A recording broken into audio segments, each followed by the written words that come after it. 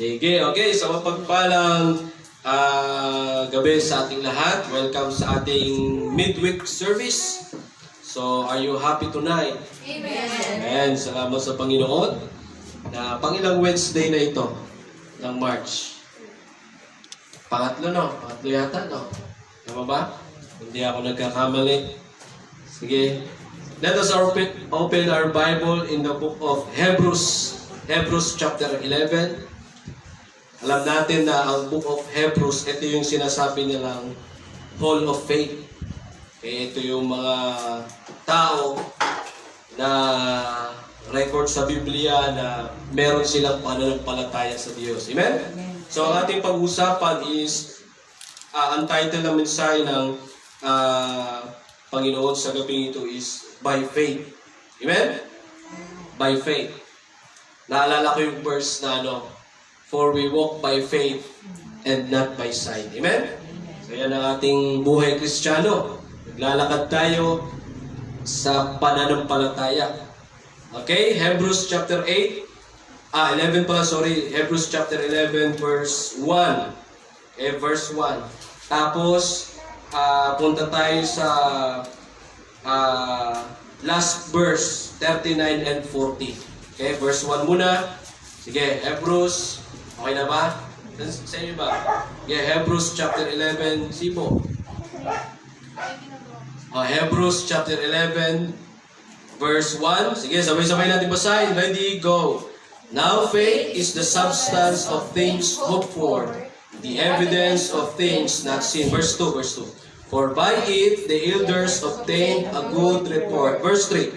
Through faith we understand that the worlds were framed by the word of God, so that the things which are seen were not made of things which do appear. Tapos, verse 39 and 40.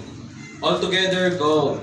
And this all, having obtained a good report through faith, received not the promise, God having provided some better thing for us, that they without us should not be made perfect. Amen? Purihin ng Diyos sa pagkabasa ng kanyang salita. Tayo manalangin.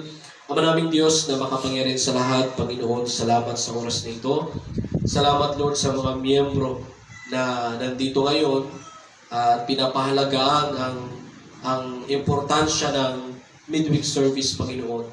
Dalangin po namin, Panginoon, na ang ibang mga miyembro ay darating ang araw na sila din po ay makasama namin sa midweek service, Panginoon.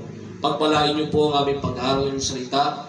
Dalangin po namin ang Diyos, mga Espiritu po maging sa amin, magpaunawa at magpaalala patungkol po sa inyong salita. Purihin ka sa pangalan ni Jesus. Amen. Amen. Okay? Sige. So, maaari na pong maupo ang bawat isa, no? So, maiksing announcement lang sa bawat isa. So, patuloy nating isali sa panalangin yung gawain ng Panginoon dito. Continue to pray for members. Sa mga members, yung 4 na F. Ano nga yung 4 na F? Yung faithfulness, fruitfulness, ferventness, and then financial. So, bawat membro yan. And then yung mga bisita natin, continue to pray. Yan sila Tatay William, yung mga nakaraan. Tapos, pati yung mga hindi naka-attend. Yung mga naka-absent na bisita, continue to pray for them. Amen? Amen. Tapos, kung sino pa yung mga kilala nyo na pwede nating ma-invite, sama natin sa panalangin. So, kanina, nagkaroon ulit ng nag-soul winning ulit tayo dyan sa sentro. Si naturuan ko yun niya. Si Rayalyn ba yan? Kagiwa. Marami palang Kagiwa dito, no? Sabi ko nga, ano nyo si Mark Kagiwa? Sa PBA player, di ba? Lalo niya, sikat yun na manlalaro. Siya dyan sa mga kapagturo. At nag-confirm yun sa Sunday. Nanduin niya, sa Sunday si John Pierre din. Si mga kapatid. Magkakakilala naman. Close nga daw yata kayo. Di ba? Magkaka-close naman na kayo. Okay. Pero mas ahead nga pala siya, no? Anong year niya na? Grade 12 na siya. Anong year niya na pa? Grade 10. Oo, ayan. Tapos, nabanggit niya rin na ang sport niya pala ay badminton. Nakasama niya si Gises. Tama, no? Oo. Pwede pala yun, no? Kahit ibang level, pwede mag-partner sa sport. Okay. Oo, ganun pala, no? Sa City Meet, no? Kaabot pala sila. Pero salamat sa Diyos, siya ay tumanggap sa Panginoon. Amen? So, pag-pray natin na yung mga bagong naturuan ay makarating sa Sunday. Pati yung mga hindi nakarating, nawa makabalik sa Sunday. So, isipin nyo simula nung January hanggang ngayon, kung isusuma natin lahat ng mga bisita, marami yan. Diba? Pero may mga iba na hindi nga lang parang alitap-tap yung iba.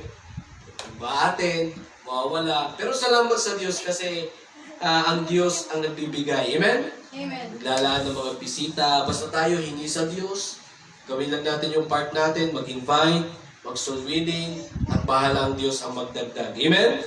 Okay, then yung ating camp, kailan nga yun sa camp? March.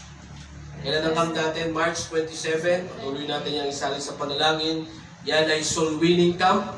So manalangin tayo na maraming maligtas po dyan. Amen? Tapos magkaroon din dyan ng evangelistic meeting na mag-invite tayo ng maraming bisita at madala natin sa camp at maraming maligtas at may dagdag dito sa kanyang gawain. Amen? So walang imposible sa Panginoon Tapos yung ating mga commitments, that commitment, pati yung ating anniversary commitment, patuloy tayong manalangin para dyan, para tayo ay makaipon at mapaghandaan. Amen? Okay, so balik tayo sa ating lesson. Dito sa Hebrews chapter 11, mga kapatid, sabi ko nga sa inyo, this chapter is all about by faith. Amen?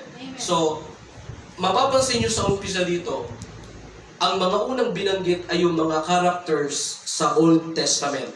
Tama? O tingnan nyo sa verse 4. Sabi dyan, by faith Abel. Kilala nyo si Abel? Sino kapatid niya? Si Ninya. Di ba? Si Roseanne. May yung kapatid nyo na Namatay na. Sa langit na. Di ba? So, ilang taon siya namatay niya? Anong taon siya namatay? Ilang taon siya nun? Nung siya ay nawala? 18. Oo, mga ganun. Siya yung kaidaran ko, no? Hindi ako nagkakamali, siya yung parang kaidaran ko dyan sa inyo. Oo. So, si Abel, naalala ko tuloy si Abel, no? Nabasa ko ito sabi dyan, by faith, Abel. Tapos verse 5, sino pa ay? Sa verse 4, nandiyan si Abel, si Cain. Pero ang nakakalungkot nga ng kay Cain, di ba? Hindi na-recognize yung kanyang offering. Di ba, naalala niyo yung kwento na to? Si Abel at si Cain nag-offer sila sa Diyos. Yung in-offer ni Cain is, tawag doon? Hayop yan, di ba? Hayop yun sa kanya. At talagang the best. Okay? Tama ba? Kay Abel? Yung kay Cain, ito yung kay gulay. Yung kasi sabi dito, by faith Abel offered unto God a more excellent sacrifice than Cain. Okay, so, ang offering ni Abel at ni Cain, mga kapatid, isa lang ang pinakadahilan niyan kung bakit mas na-recognize ng Diyos yung kay Abel. It's because si Abel nag-offer siya by faith. Okay? Kasi si Cain, hindi, ako naniniwala na ang in-offer dito ni Cain is, yun ang the best sa kanyang paningin. Pero dahil wala siyang pananampalataya, yun ang mahirap. Kaya parang sa ano lang yan, mga kapatid nag-o-offer tayo dito ngayon. Itong paglilingkod natin, nag-o-offer tayo sa Diyos nito Ino-offer natin sa Diyos yung ating papuri ngayon. So, ito po ay hindi magandang tignan kung walang pananampalataya. Amen? Amen. Kaya nandito tayo ngayon, naglilingkod tayo sa Diyos, it's because by faith. Pastor, ano ba ibig sabihin ng faith? Diba? Simple lang ang ibig sabihin ng faith. Pag sinabing faith, ibig sabihin, paniniwala sa Diyos, tiwala sa Diyos. Diba? So, yun din yung ginamit natin nung tayo ay tumanggap sa Panginoon.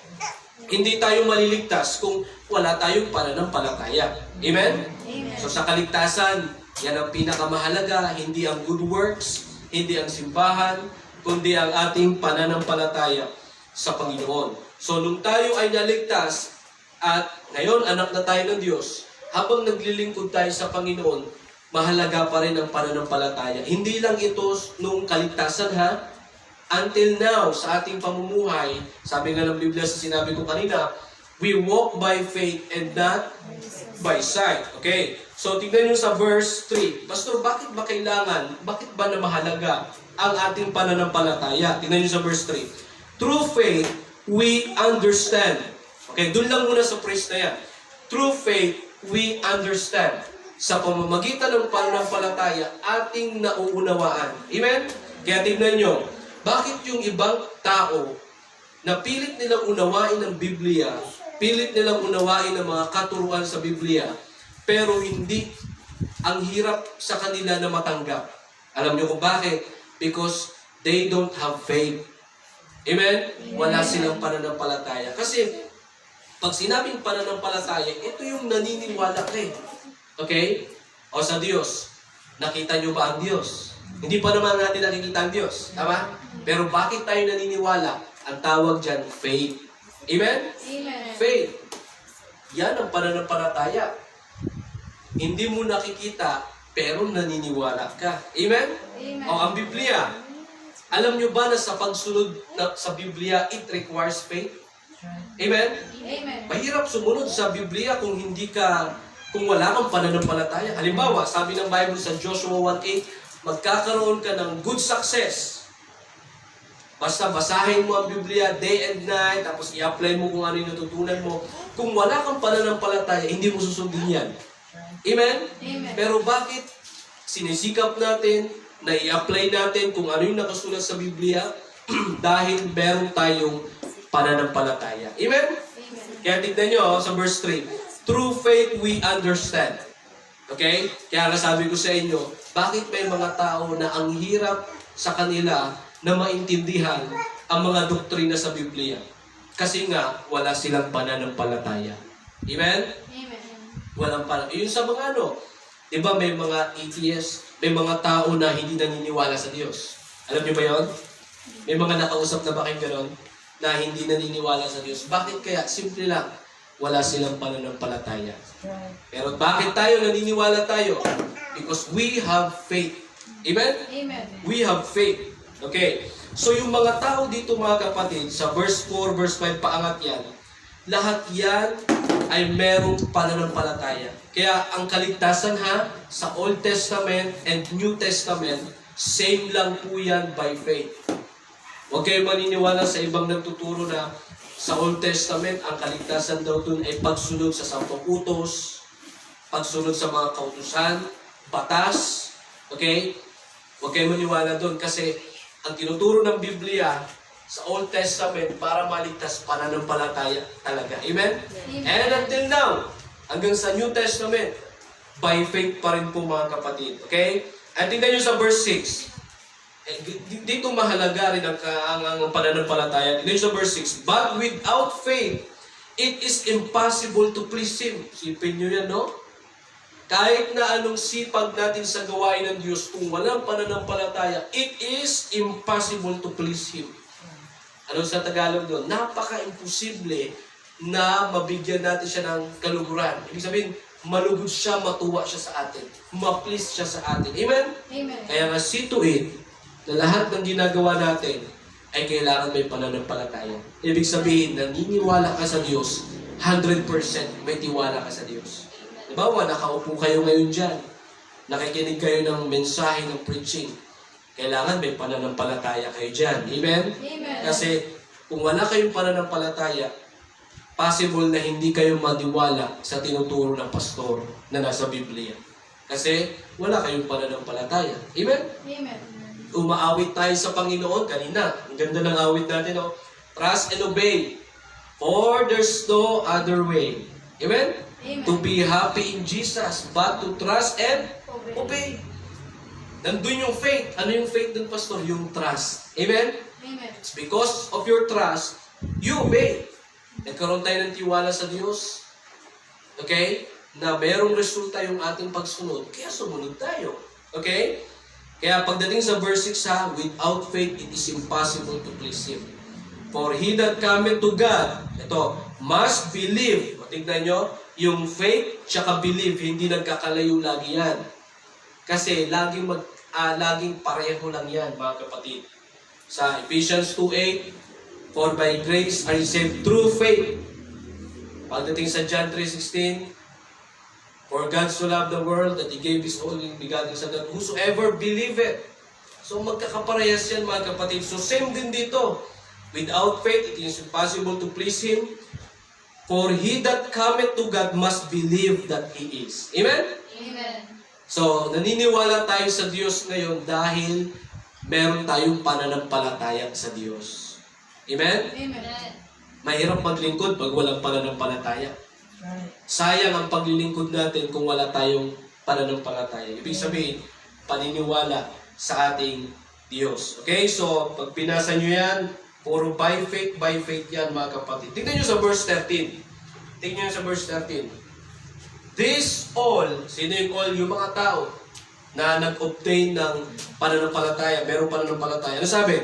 This all died in faith. Grabe, no?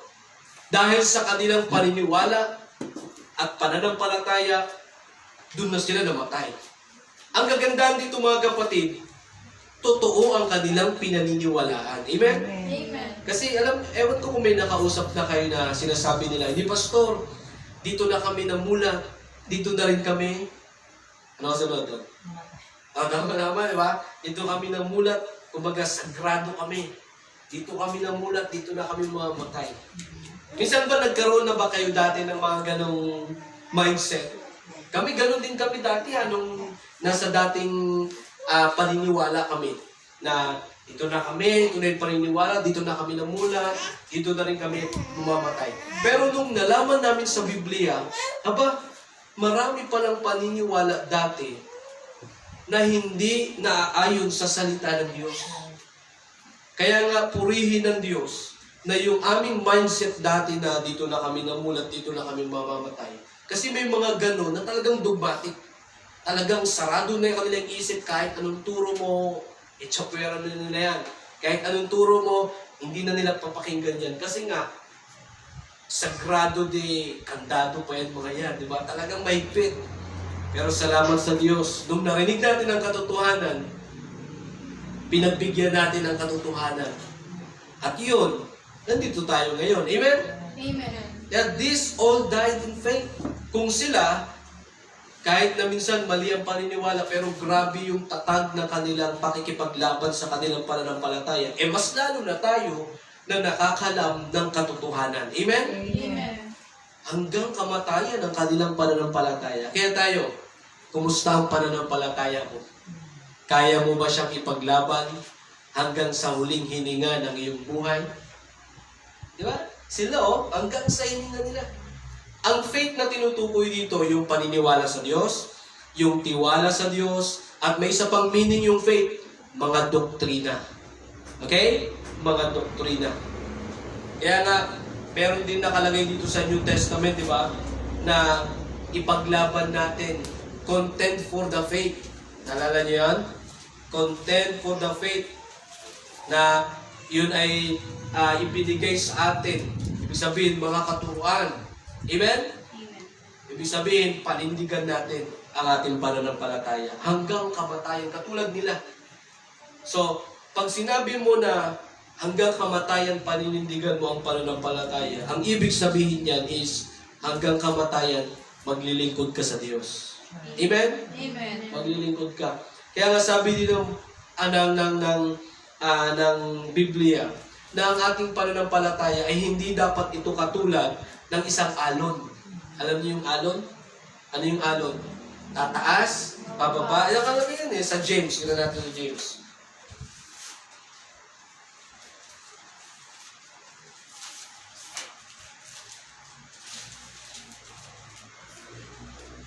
And James chapter 1. Abante lang kayo ng konti. So James chapter 1, verse 6. Verse 5 muna. Sabi dyan, if any of you lack wisdom, let him ask of God, that giveth all men liberally, and upbraideth not, and shall be given him. But let him ask in faith. Kaya yung ating paghingi, kailangan may faith pa rin. Amen? Amen. Paniniwala sa Diyos, pananampalataya. So ano sabi? Nothing wavering, for he that wavereth is like a wave of the sea, driven with the wind and tossed. Okay, so ang pananampalataya, sabi diyan, it must be nothing wavering. Huwag yung parang alon. Ngayon, mataas ang pananampalataya. Kalaunan, bababa. Amen? Kailangan ng ating pananampalataya sa Diyos ay consistent. Okay? Kasi once na ang pananampalataya mo ay bumaba, ano mangyari? Manghihina ka sa paglilingkod. Amen? Amen. Kaya, lagi nating pag-itingin, pagtibayin, yung ating pananampalataya dapat lagi itong consistent. Amen? Amen. Tuloy-tuloy. Kasi ang Kristiyano na consistent yung kanyang pananampalataya, yun yung Kristiyanong nagpapatuloy. Right. Pero bakit minsan may mga nagbabackslide? Simple lang yan. Bumaba yung kanilang pananampalataya. Ganun lang yan. Ganun lang kasimple yan. Bakit may mga Kristiyano nagpapatuloy? Kasi tuloy-tuloy din ang kanilang pananampalataya sa Diyos. Pero bakit may mga Kristiyano nanghihina at nagbabackslide? Minsan parang alon din na minsan present, minsan absent, minsan present, minsan absent. Yun dahil sa, ang ganun din ang kanilang pananampalataya. Amen? Amen. Ganun din. Kaya balik tayo sa Hebrews. Sabi sa Hebrews 11, these all died in faith.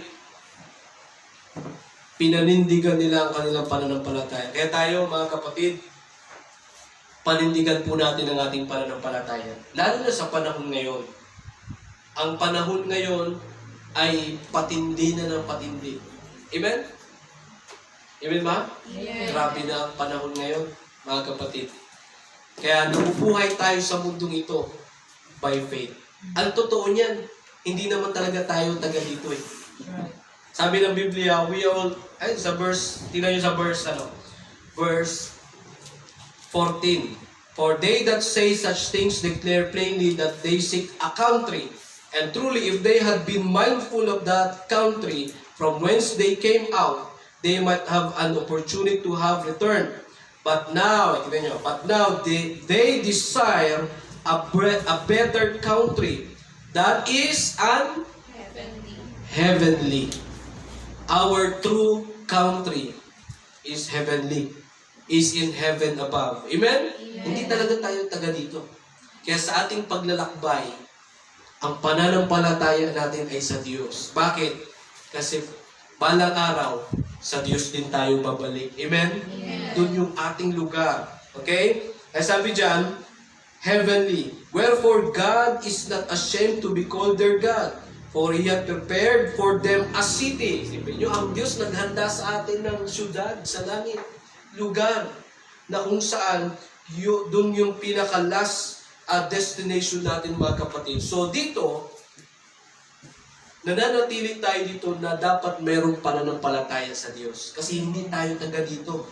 Amen? Amen. Tignan nyo sa verse 13.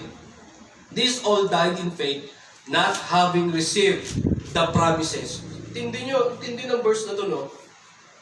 Kahit na hindi nila nakamtan ang pangako, meron pa rin silang pananampalataya. So, halimbawa,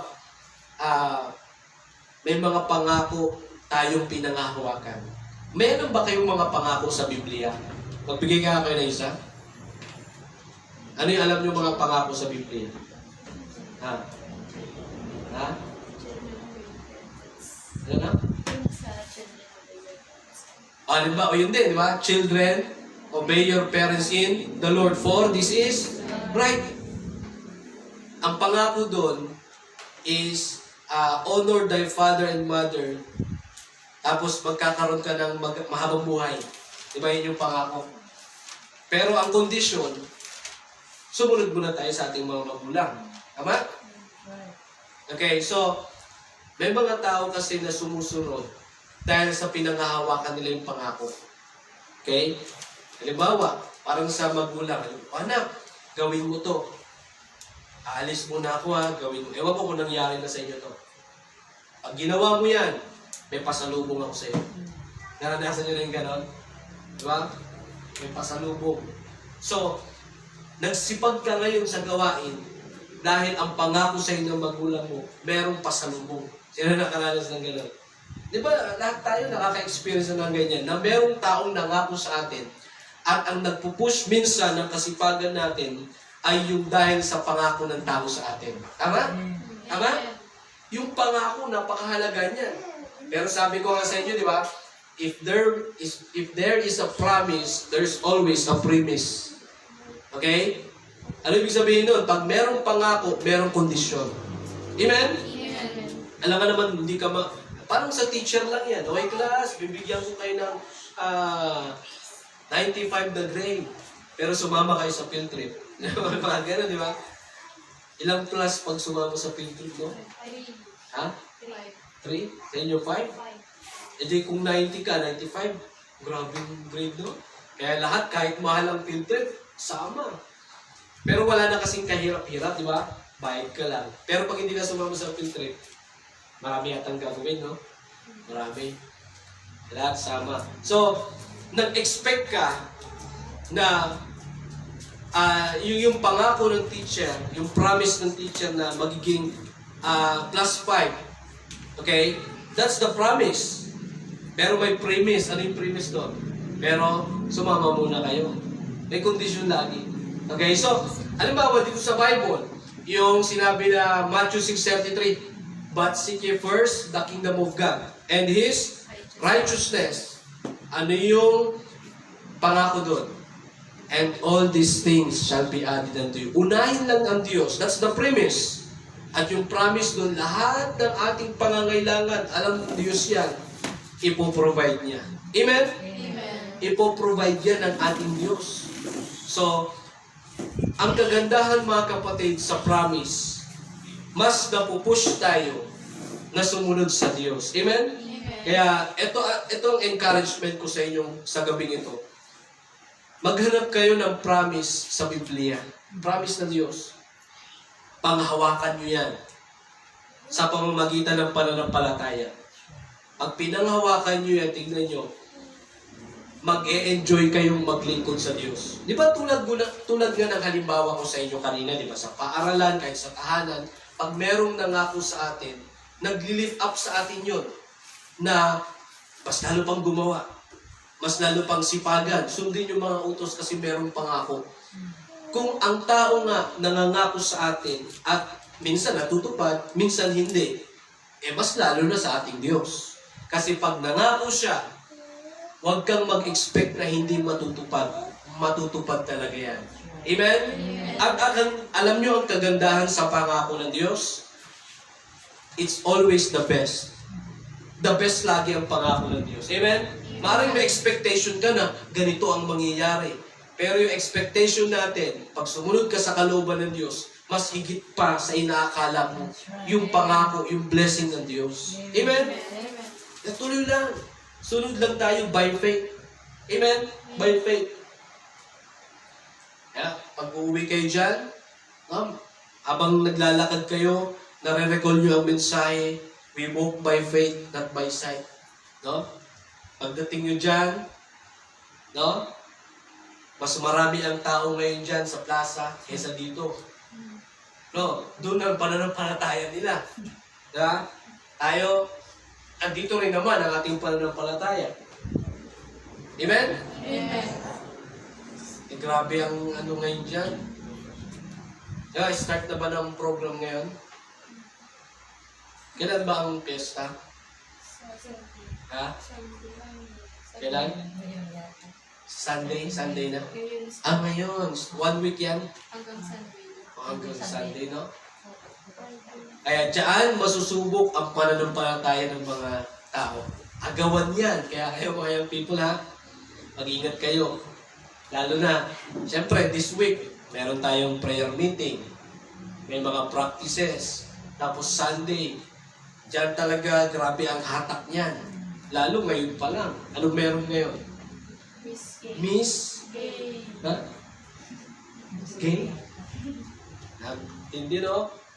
O, nakita nyo na ba yung mga suot nila? Ano mga suot ng ano nun? Ha? Hanggang ano? Grabe, no? Alam nyo, pag nakakita kayo ng gano'n, ang pakiramdam is awa. Amen? Amen. Kasi sabi ng Biblia, galit ang Diyos sa ganyan. Mapa Old Testament, mapa New Testament, galit talaga ang Diyos sa mga ganyan. Grabe. At talagang papunta sa impyerno ang mga ganyan. Maliban na lang kung sila ay magsisi at tatanggap sa Panginoon. Mananampalataya. Pero yan, oh, grabe yan. Tignan nyo, ang daming tumatangkilik dyan. Di ba? Ang daming tumatangkilik, mga kapatid. Sipin nyo, ang Diyos, ang nilikha niya lang, lalaki at babae. Sabi nga, Adam and Eve, not Adam and Steve. Di ba? Adam and Eve, not Adam and Steve. Lalaki at babae lang, pero grabe no. Pero tinatangkilik yun. Di ba? Bakit kaya maraming nanonood doon? Kasi sabi nila, very entertaining daw ang mga gay sa panahon ngayon. Kasi magagaling daw magpatawa, magagaling Tama, di ba gano'n naman ang mga ganung tao ngayon? Ultimo sa TV, pag nanood ka, magagaling sila magdala. Magagaling sila mag-entertain. Pero napapatawa nila tayo, nakakapag-joke sila. Pero ang tanong, natutuwa ba ang Diyos sa kanila? Di ba? So, minsan, hindi minsan, kundi mahirap din na makiayon sa kanila. Kasi, kung galit ang Diyos sa kanila, magagalit din ang Diyos sa atin na inahayaan natin na i-entertain nila tayo. Amen? Amen. Ewan ko lang kung may mga Kristiyano na ngayon nandoon. Baka kayo mamaya, ha? No? Huwag nyo nang tangkilikin yan. Kasi hindi natutuwa ang Diablo sa ganyan. Ang Diyos sa ganyan. Sa Biblia nga pinapaulan na ng Diyos ng apoy yan. Remember, Sodom and Gomorrah? Di ba? Ganun yan. Nakakaawa. Nakakaawa. Ang prayer natin sa kanila, Lord, nawa, balang araw, tumanggap sila sa Panginoon. Alam nyo, karamihan ganyan, mga gay, marami na rin ako ditong nakausap, pero karamihang, tawag dito, obserbasyon ko sa kanila, ayaw nilang magpaturo ng Biblia. Oo, totoo yan. Ilang ganyan tao na ang nakausap ko. Pero karamihan sa kanila, ayaw talaga. Meron pang last na ko yung malapit dyan sa bago sa inyo niya, tapat ng plaza, yung mga bahay dyan. Meron dun, medyo chubby, pero malaking tao, kilala niyo yan, medyo chubby. Nadatnan ko. Naglalaba. Ano po, magandang umaga po, Kristiyano po, pasensya po. Ay, Pastor, sorry po kasi kasi laki-laking tao. Eh, Pastor, kasi po, maraming gagawin, attend ako sa kasal, ganyan. Nagmamadali na ako, Pastor, kaya ganyan, kasi susuotin ko ito, ganun ba? Sige, pinipilit ko siya, kahit 10 minutes lang. Hindi talaga, Pastor, nagmamadali na talaga, alis na talaga. Ganun mo, sige, next time na lang. Pastor, next time na lang. Nag-surveying ako, ilang oras na ang lumipas. Pagbalik ko, nandun lang naman pala. Hindi naman, di ba sabi, aalis, nagmamadali. Nandun lang. Nung nakita ako, biglang Di ba? Ganyan, kumbaga, sabi nga ng Biblia, ang panahon natin ngayon is perverse na. Ano na ba? Baliktad na ba? Kung nasan yung katotohanan, yun ang ayaw ng tao. Pero kung nasan ang mga entertaining, kahit kasalanan, as long as na yan ay entertaining, nagiging legal na para sa kanila. Amen? Gusto yan. Yung misgay na yan. Very entertaining yan. Pero hindi nila alam. Yan ay kasalanan. Amen? Amen. Yan ay kasalanan. Kaya, mga kapatid, we walk by faith. Amen? Amen. Yung ating pananampalataya, tindigan lang natin ito. Kahit na yung iba, wala na sa pananampalataya ngayon, pero tayong manatili. At yung huminto na, let us encourage them na manumbalik sila sa pananampalataya. Amen? O, tignan nyo sa verse 13. These all died in faith, not having received the promises. Kaya tayo ang ating pananampalataya, matupad man ang pangako o hindi, manatili tayo. Amen? Pero sa Diyos, ang pangako niya, laging matutupad yan. Basta tayo manampalataya, sumunod lang sa Diyos, hindi dahil sa may pangako, susunod tayo sa Diyos dahil mahal natin siya. Amen? Ano pa sabi? And, but having seen them afar off, and were persuaded of them, and embraced them, and confessed that they were strangers and pilgrims of the earth. Yan yung sinabi ko sa inyo na we are just strangers. Mga manlalakbay lang tayo. Estranghero lang tayo sa mundong ito. Hindi talaga tayo taga dito. Amen? Amen. Taga-langit talaga tayo. So what we need to do, habang nandito pa tayo sa lupa, panindigan natin ang ating pananampalataya. Amen? Amen. Ang pagiging Kristiyano natin, panindigan natin. Hindi lang tayo Kristiyano sa salita, hindi lang tayo Kristiyano sa salita, sa pananamit, pati sa gawa. Amen? Amen. Pakita natin na Kristiyano tayo sa pamumuhay. Okay? Ganyan kahalaga, mga kapatid, ang pananampalataya. Kaya sa gabing ito, kumusta yung ating pananampalataya? Is it wavering? No? Wavering ba? No. Kailangan consistent ito. Amen? Amen. Tuloy lang. Tuloy lang tayo. Kaya tingnan nyo, pag nagpatuloy tayo na merong pananampalataya, itong midweek service natin na to, dadami ito ba ng araw? Ganon din ang prayer meeting. At ganon din ang Sunday. Basta tuloy lang tayo. Kayong mga nagpa-practice sa piano, tuloy lang kayo. Balang araw, ma-appreciate nyo yan. Pag lumaki na ang gawain at pianista ka na, you will appreciate that na nagpatuloy ka. Amen? Ganon din sa song offering. Ilan lang tayo sa song offering. Pero, tuloy ka lang na may pananampalataya, magulat kayo, ilang taon lang nilipas, dadami din yan. Amen. Amen? Basta kapit lang tayo sa Diyos. Ang ating pananampalataya at pagsunod ay sa Diyos lamang. Amen? At tandaan nyo ha, ang pananampalataya ay individual po yan. Hindi porket malakas ang pananampalataya ni kapatid, ay madadamay ka na. Hindi ganun. Amen? Hindi yan katulad ng wifi ha? Na wifi connection. Malakas ang pananampalataya ni Ibo. Ibo, pwede bang makikonnect sa'yo? Hindi ganun ang pananampalataya ha? Pwede bang makikonnect sa inyo kasi mahina na yung pananampalataya? Individual yan. Amen? Amen. Kaya kung malakas ang connection ni Ibo sa Diyos, sa kanyang pananampalataya, ganun din sa atin magpakalakas tayo sa pananampalataya. Upang ang connection natin sa Diyos at yung paglilingkod natin ay magpatuloy. Amen? Tayo natin tumayo, tayo manalangin. Ang maraming Diyos na makapangyarihan sa lahat. Lord, salamat sa minsan. Salamat, Panginoon, sa paalala sa gabi nito, Panginoon, na naunawaan po namin kung gaano kahalaga ang pananampalataya. Hindi ito simpleng bagay lang, kundi pinaninindigan ito.